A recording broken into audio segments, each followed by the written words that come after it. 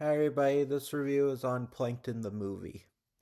So the plot of this movie is, well, just like every episode of SpongeBob, Plankton tries to steal the Krabby Patty formula, and of course, it never really works out. But Karen actually decides to pull her own little stunt to get customers to the Chum Bucket by retooling the restaurant theme, and of course, Plankton gets angry because that wasn't his part of the plan, because Plankton's the evil genius, so him and Karen have a big fight, and Karen even full out doesn't want anything to do with Plankton and removes a little chip inside her called an empathy chip, which is a little heart shaped drive within her computer chip system. And afterwards she goes evil, goes on a rampage, and holds the Chum Bucket hostile. And Karen then turns into this giant monitor monster, and Plankton feels regretful about this, so he has to resort to desperate measures and try to seek the help of SpongeBob to restore Karen to her former self and hopefully get everything back to normal. Well, the normal for Plankton, that is. You know, I didn't really have high hopes for this movie. I mean, as a SpongeBob fan, I wanted to give it a try though, mostly because one, well, Plankton is a funny character. I didn't think he had enough material for his own movie. Like, okay, Saving Bikini Bottom wasn't good, but at least Sandy is a character who fits a movie. But Plankton, like, I couldn't really see a whole movie about him. And two, speaking of the Sandy movie, that was that kind of raised a little bit of doubt. But I still wanted to give this movie a chance because I was at least hoping it was going to be better than Saving Bikini Bottom. I'm like, well, as long as it's at least better than that, maybe I'll give it a shot. And yeah, it was pretty good. It's not as good as the three theatrical SpongeBob movies for sure, but for what it was, I actually thought this movie was fun. I think the main thing about this movie that I liked is that it's not like the other SpongeBob movies. Because every SpongeBob movie is always a road trip movie. Or, okay, yeah, I guess you could say Sponge Out of Water wasn't really a road trip movie because, there was the time travel stuff and they were just going to the surface. But it still kind of was an adventure movie a little bit because you had the time travel stuff, of course, and even they're going be on the surface above water. That is kind of an adventure. They're going far away from home. So, but this movie, it's not. The movie is more a story about how Plankton as learns about reminiscences of his history with Karen, and you do see a lot of flashbacks about how they went to college together because you know how in the show Plankton always brags about how he went to college.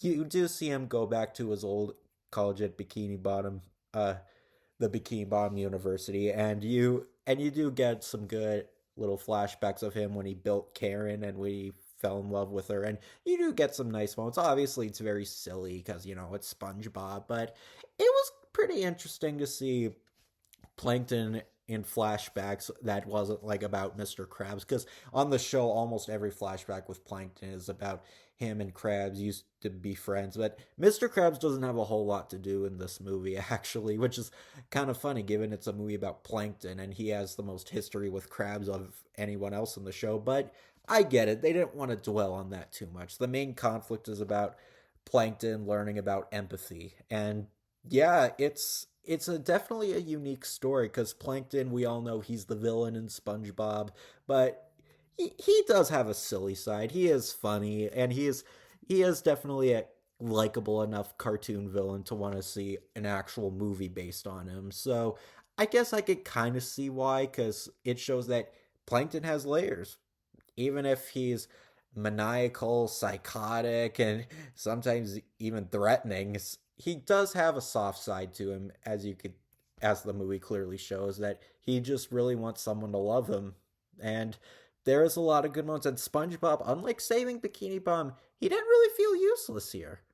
SpongeBob, as a character, we all know he's very empathetic, he's very understanding, and he always sees the good in people, even to those who aren't really the nicest to him, particularly like Squidward and such. So I think he actually did work as the second main character besides Plankton in this movie. I mean, Granted, would this movie been a little cool if it was more kind of about Plankton's history, like as a prequel film?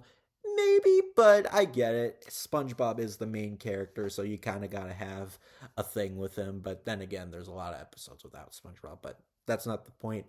The animation is good. It's very much like Saving Bikini Bottom, where like obviously it's not like on the hugest theatrical budget, but like for a Netflix original, it looks pretty good. I mean, thankfully this is for a better movie, and it was definitely, like I said, very interesting to have no live action here. Like this movie actually doesn't have any live action scenes, which that was interesting. I actually liked that. Well, I guess it makes sense given it's not an adventure movie this time. So it did just feel like a longer episode of the show, um but without, the without a lot of the characters, like Patrick does have a few funny moments here and there, but he's not really in it. Squidward probably only says like two lines. Mr. Krabs does get a few moments here and there because obviously, like I said, him and Plankton are one of the biggest conflicts in the show, but they don't dwell on that too much, which I'm thankful they didn't, because you can watch this movie without knowing anything about SpongeBob, but I did like that how they didn't have to retell Krabs and Plankton's former friendship all over again, because lots of episodes of the shows already did that. Heck, there was one episode literally called Friend or Foe, so. And it's a musical, interestingly enough, which okay, it's something different. I do admire that they tried to do something different for a SpongeBob movie, and the musical numbers, like, they're cute, they're fun, they're probably not going to be something I'm going to find incredibly memorable. I mean, this movie, I don't think I'll find it as memorable as a few of the other SpongeBob movies, particularly not even the first one, but this is a movie I could watch a few times again. I could definitely see myself liking this, and if I had kids around and they liked SpongeBob, I'd easily watch this. It's only like 20 minutes, so it's easy to get through. It doesn't really drag, and they don't really gloss over a lot of interesting aspects like Saving Bikini Bottom. Um lots of the backstories and lots of the character development they have for Plankton, and showing like what his relationship with Karen was like. It's not really an obstacle like in Saving Bikini Bottom, where they show Texas and Sandy's family and such.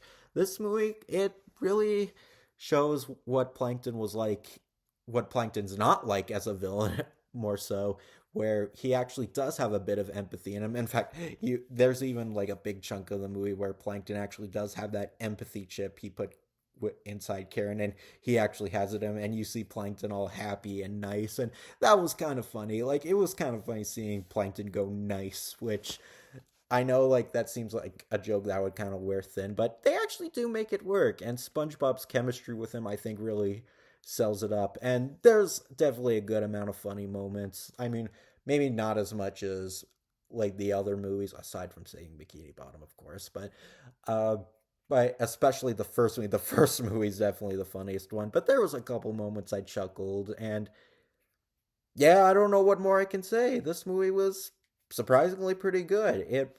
It tried to be different from the other SpongeBob movies. It tried to really try to make a plot that wouldn't really seem exciting actually pretty interesting. It's not exciting, but like at least it's interesting and something new. Like the idea of a SpongeBob movie being a musical comedy instead of another adventure road movie, I liked that. I really liked that they did something different. I really applaud them for that. I don't think this is going to be in my top 10 of this year. I mean, hard to say, this year's already been started, but from what I got, I had a good time with this movie. It's very short, but it's still funny. It's fun, and it definitely has the big maniacal energy you like from the show without being too annoying. So, yeah, the Plankton the movie, surprised to say, but it worked. It's not amazing, but it didn't need to be. It's a SpongeBob spinoff that